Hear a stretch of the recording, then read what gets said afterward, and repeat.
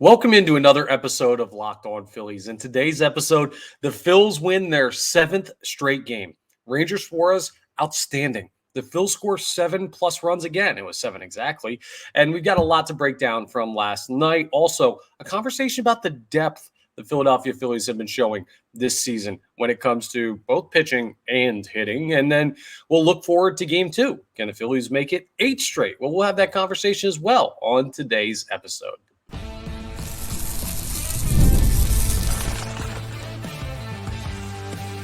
You are Locked On Phillies, your daily Philadelphia Phillies podcast. Part of the Locked On Podcast Network, your team every day.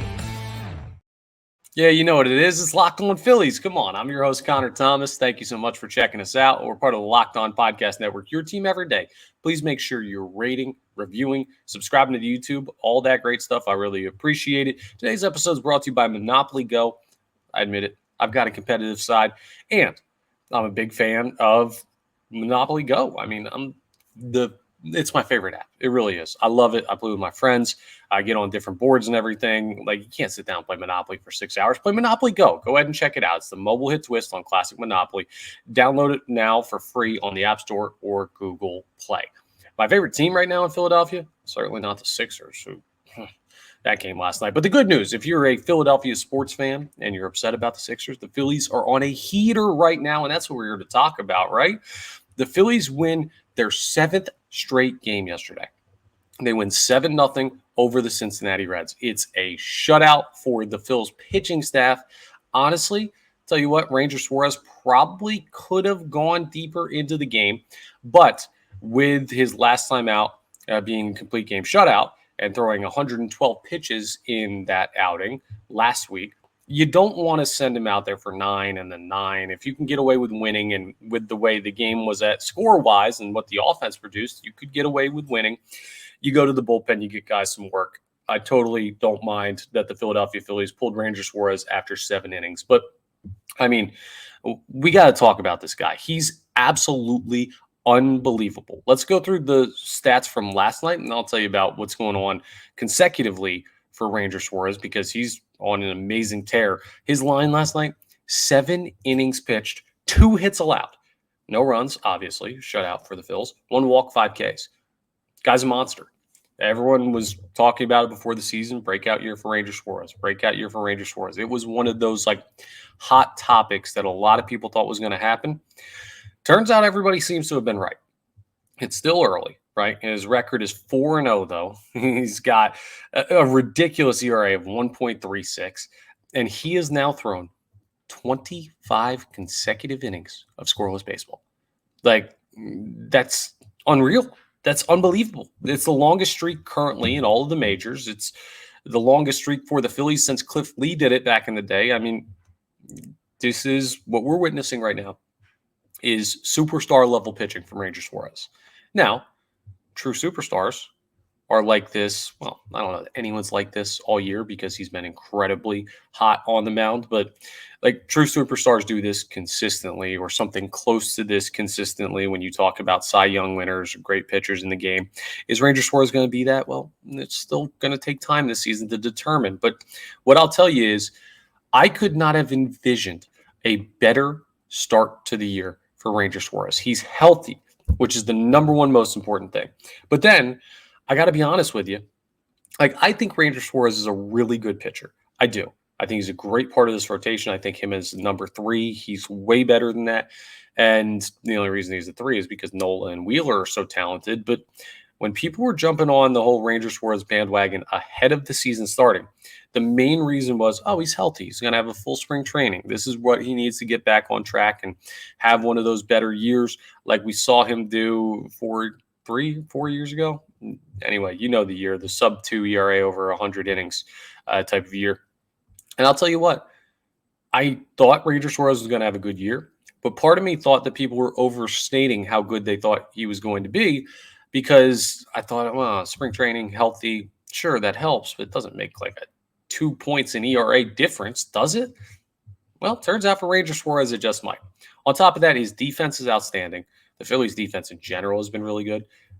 Credit to Alec Boehm, who had a great defensive game last night against the Reds. Like it was just a dominant performance for the Philadelphia Phillies against a Reds lineup that just had nothing going on. Fairchild had a hit in a leadoff spot. CES and Encarnacion Strand had a hit, and that one questionable. Well, no, sorry, that's not the questionable one. I think they changed that to an error. Let me double check the box score. There was a ball. No, they didn't. They didn't at all. Huh? Interesting. So they did still rule that a hit. It was a ball hit right at a like. I don't get Major League Baseball scoring rulings now. It's just like people don't know what a hit is anymore. You'll have a ball hit right to somebody, and next thing you know, they're like, oh, yeah, that's a hit, even though it's a clear error. Whatever. Not important. I'm getting sidetracked. The point is, you did absolutely nothing against Ranger Suarez if you're the Cincinnati Reds, and that's something we've come to expect through his first couple starts of the year. Now, it's still going to be an interesting series, and we're going to talk a little bit later on in the episode about what you have to do to continue this, but what's the limit, right? Like, what's the ceiling for Ranger Suarez? What is the best version of this pitcher?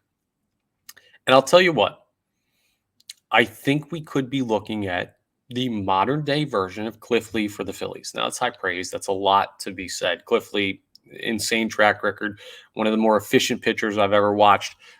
Accurate, not overpowering stuff, but good enough stuff and accurate enough and efficient enough that he can go long times in games, I should say, like cutting my word short today.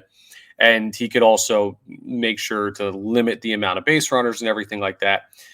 It feels very much like Ranger Suarez. And it also feels with the calm nature, the way he fields. All of these things mimic Cliff Lee to me. Not that they look like the same pitcher mechanically or anything like that, but I don't know. I just get Cliff Lee vibes from Ranger Suarez. And if that's your third best pitcher, well, I'm not ready to do this yet, right? I'm not ready because I grew up with those mid-2000s Phillies teams. Like, those were my young adulthood. And I remember the four aces: Halladay, Hamels, Oswalt, and Lee, and then Joe Blanton mixed in there. Now, I'm not ready to say, oh, okay, well, this pitching staff is on that level.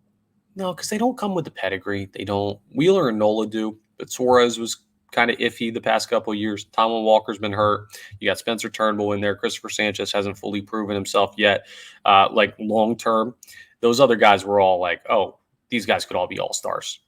But when I look at the numbers and I watch this team pitch, I just think, man, they really are the best staff since that staff.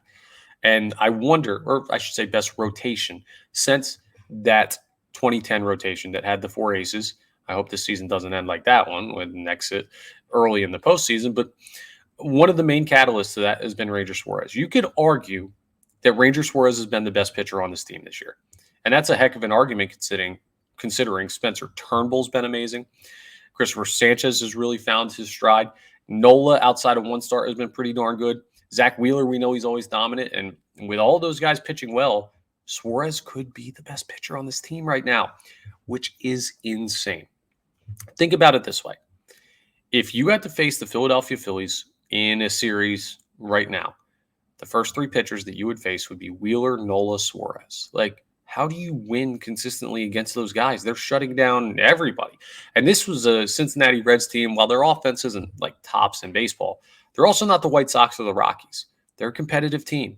And it didn't seem to matter against the Philadelphia Phillies and didn't seem to matter against Ranger Suarez. Now we'll see if that carries on with Christopher Sanchez on the mound today. And we'll talk about that game later again in the episode. We'll dive into that in our final part of this episode. But I'm almost out of words to describe how dominant Ranger Suarez is right now. That would be a bad thing considering I'm hosting this podcast. I kind of need words to do that, but I'm trying to do my best to justify what you're witnessing when you watch him pitch. It's insane. So not much from the Cincinnati Reds that was of interest when it comes to their offense because Ranger Suarez was that good. And also credit to Gregory Soto and Jeff Hoffman for coming in and shutting things down, both with 2 strikeouts, both with no hits allowed, no runs, no homer, nothing, like 2 perfect innings from Soto and Hoffman. I'm looking at it and I'm saying, this team's ceiling and Ranger Suarez's ceiling, unbelievably high right now. And that's kind of what we were hoping coming into this year. But that's not all. The Phils scored 7 runs in this game. It's their 5th straight time scoring 7 runs or more. So let's talk about the offense coming up.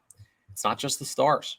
I'll tell you what I mean by that and why I was excited by a certain player's performance last night that none of us were expecting until we got a notification on Twitter around noon. So we'll get into that coming up as we continue Locked On Phillies.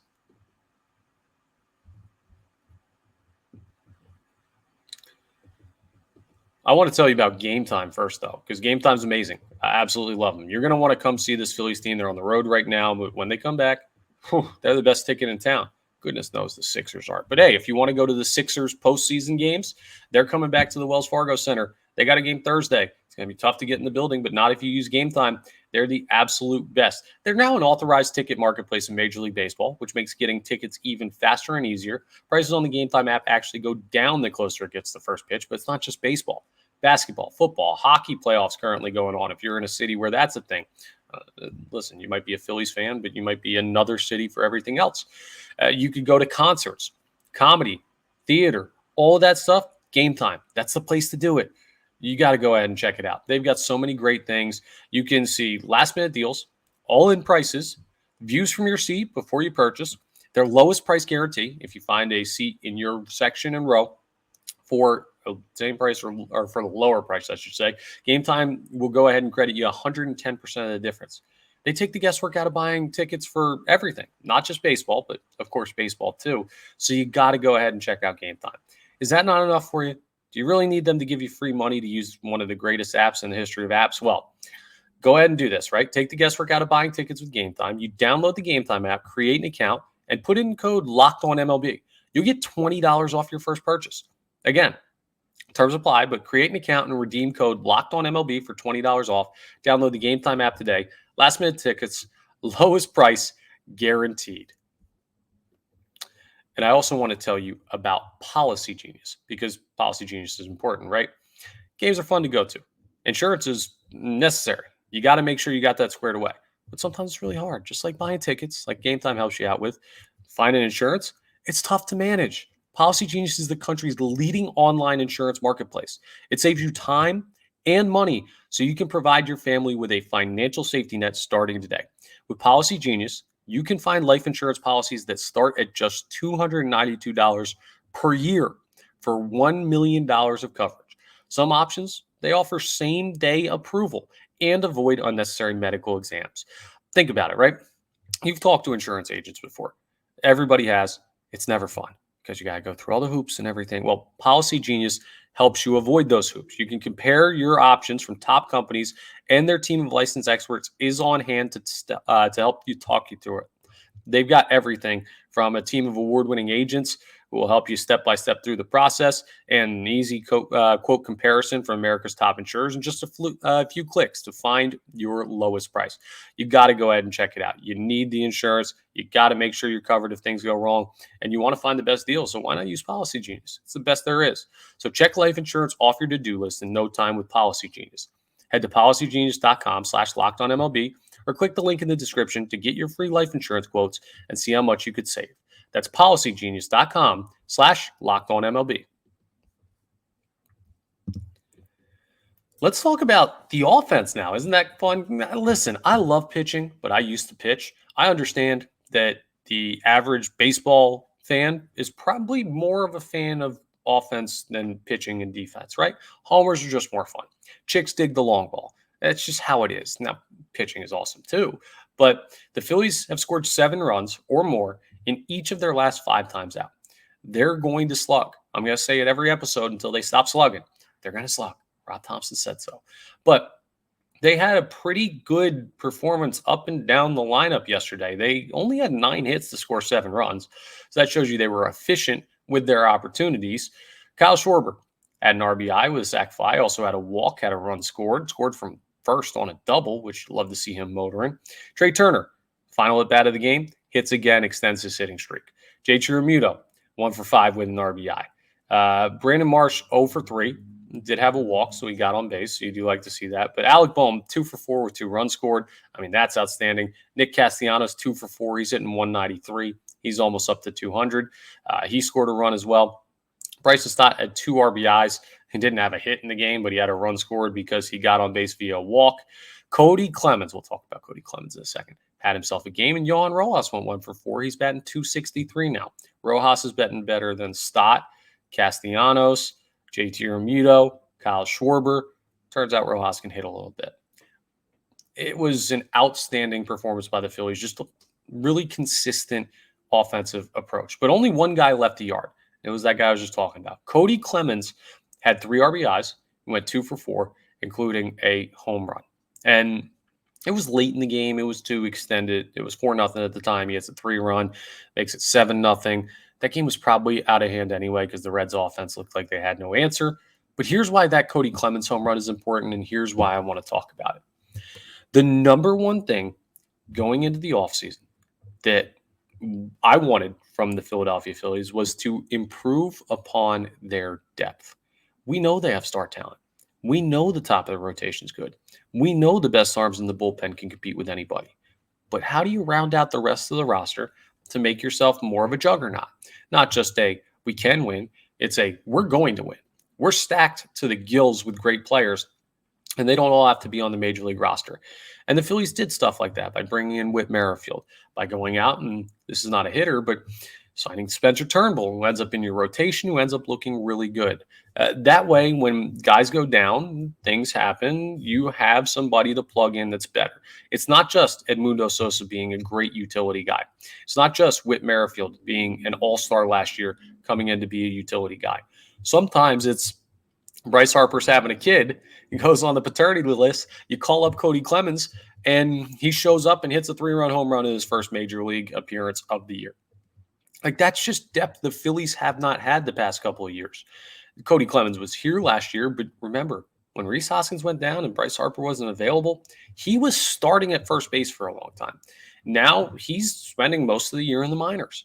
And that's a guy that's a capable enough, probably slightly below average, but a capable enough major league hitter compared to what would happen. Like, think about what would happen if, I don't know, the Mets had Pete Alonso unavailable, if the Braves had Matt Olson unavailable, if I'm just trying to run through the division or teams they played recently, if the Cardinals had Paul Goldschmidt unavailable, obviously going through first baseman. Would they have a guy come up and immediately hit a 3-run home run in the first game that played a lot of games starting at first base last year? Not every team has that luxury. Now, the Braves probably could find some dude on the street who would hit 400 because that's just the organization they run, but the Phillies have not had that. And now they've got depth. Think about guys down in the minors, Derek Hall, Cody Clemens. Taijuan Walker has not even joined the staff yet. He's technically depth right now. Depth, I do the quotation marks. They could go 6-man rotation on that. We'll see what they do, and that'll be very interesting. But they've got an all-star coming off the bench. They've got Edmundo Sosa, who I really, really like. I mean, probably the only spot where you don't have great depth is backup catcher. And I'll tell you what, for Garrett Stubbs' lack of offense, he's caught really good games. He's done really, really well with the pitchers he's caught this year when he steps in for JT Realmuto. So I don't know. The Phillies, to me, feel like a pretty complete baseball team. And they didn't go all in on big free agents, so they can still make moves at the deadline. You're starting to get a feel for just how good this team can be and just how well they're set up for what's coming. But they got to keep putting things together, right? They won 7 straight. What do we all want? 8 straight. So coming up, we're going to talk about game 2 of the 4-game series with the Cincinnati Reds and see how the Phillies can push that winning streak up to 8. We'll get into that coming up as we wrap up Locked On Phillies. Let's talk about our title sponsor, Monopoly Go. They're the best, all right? Go ahead and check out Monopoly Go. If you're a competitive person like me, I think you all are, you need to check this out. And you really got to, like, Monopoly Go has been downloaded 150 million times. You got to trust the people on this one. You got to trust me. You got to trust them. Monopoly wouldn't steer you wrong. How long has Monopoly been there for you as a great board game? And Monopoly Go's awesome too. Like, listen, you play on not one, but hundreds of different Monopoly boards in crazy locations. You build up amazing cities. You bring in big money. And the best part, you can mess with your friends. You can play alongside them, or you can play against them. And it's fun camaraderie. That's why we all do this stuff, play board games in the first place, because you want to beat your friends. The leaderboards show you who the biggest Monopoly tycoon is right on the app, so it's perfect. And listen, you can work alongside your friends. You can team up as well. You can participate in tournaments. I like beating my friends more than I like playing alongside my friends, but you could do whatever you want. Monopoly Go, have the most fun possible with a great app. So get in the game and join your friends. Download Monopoly Go now, free on the App Store or Google Play. And let's wrap up with a quick preview of tonight's contest, huh? The Philadelphia Phillies will be taking on the Reds again, 6:40 p.m. first pitch out there in Cincinnati in the pitching matchup. It is Christopher Sanchez against Andrew Abbott. And Andrew Abbott, pretty darn good this year. 2.70 ERA, a 107 whip. A tough lefty. It's going to be interesting to see if we get one of those righty-heavy Rob Thompson lineups, especially with Bryce Harper unavailable still due to the paternity leave. I don't know when he's going to be back, but I'd imagine we see Edmundo Sosa today, maybe playing second for Bryson Stott. That would seem to make the most sense. We may see him play third and have Alec Bohm move over to first and give Cody Clemens time off against a tough lefty. Like, I don't know what we do there. You might see Whit Merrifield out there in the outfield rather than, I don't know, having Brandon Martian left, even though I think Marsh has been really good to start the year. So the lineup's going to be interesting. Here's what I will say. Christopher Sanchez, I owed him an apology last time he started. I thought he had a shaky start. I thought he had been shaky. He settled in. He had 10 strikeouts. He got the win. I like what I've seen battling-wise from Christopher Sanchez, but still 1-2 record, a 2.53 ERA, 1.31 whip. It's hard to be like he can do better, but honestly, I think his ceiling might be even higher than where he's pitched. Still early, and I'm getting ahead of myself a little bit there. But can the Phillies win this game? Absolutely. The money line, the Phillies are minus 130 favorites, but the ESPN analytics says the Reds have a 54.6% chance to win this game. I think that's because they're looking at Andrew Abbott and saying, hey, his numbers are pretty darn good, even compared to Christopher Sanchez's great start to the year. So who am I looking at to have big days? JT Realmuto's due. Nick Castellanos kind of feels like he's starting to try and break out. And Trey Turner, I know it took him to his last at-bat in last night's game to get a hit, but he's been on a long hitting streak. I think he's going to continue it as well. So those are the three guys, Casty, JT, Trey Turner. Keep your eye on them as the big contributors in tonight's game. I would say, in case you're wagering on anything or just want to impress your friends with saying that. And if I'm wrong, I will deny that I ever said it. No, I'm kidding. This is a recording. You can always go back to it. But I think it's a big night for some of your big right-handed hitters. And I hope the Phillies can get to 8. Now, the other thing we got to talk about real quick, too, when we talk about game 2 of the series, don't get lost in the moment of the streak. Every game is an individual game. It's not, oh, we won 7 straight. They feel good right now. Like, Phillies players feel great when you're on a winning streak. But it doesn't change the fact that you're going to see a tough lefty. It doesn't change the fact that Cincinnati's competitive. They were the last team to beat you in a series this year before you went on a little bit of a nice streak here. But you win today, you confirm the split. The baseline is still split. Split is acceptable. I know you won game 1, but understand where I'm coming from here. And we'll reevaluate that with every game the Phillies play. But this would be a great one to win. If they don't, well, you're 7 of your last 8. That's still a pretty darn good mark, too. So don't get too caught up. Temper your expectations a little bit. They are on a heater. It's great to see. It won't go on forever. They're not going to win every game for the rest of the year, but still very much winnable games in this series. And the pitching, they're feeding off each other. You'll love to see it. Couldn't be happier to be a Phillies fan right now. Couldn't be happier with how the team's performing. So a fun episode to talk to you guys about, and hopefully another one tomorrow. But that's all for today's episode of Locked On Phillies. Thank you so much for checking us out. We're part of the Locked On Podcast Network, your team every day. Again, please make sure you're rating, reviewing, subscribing to the YouTube, all this awesome stuff that helps us out here on Locked On Phillies. And I'll talk to you next time on our next episode.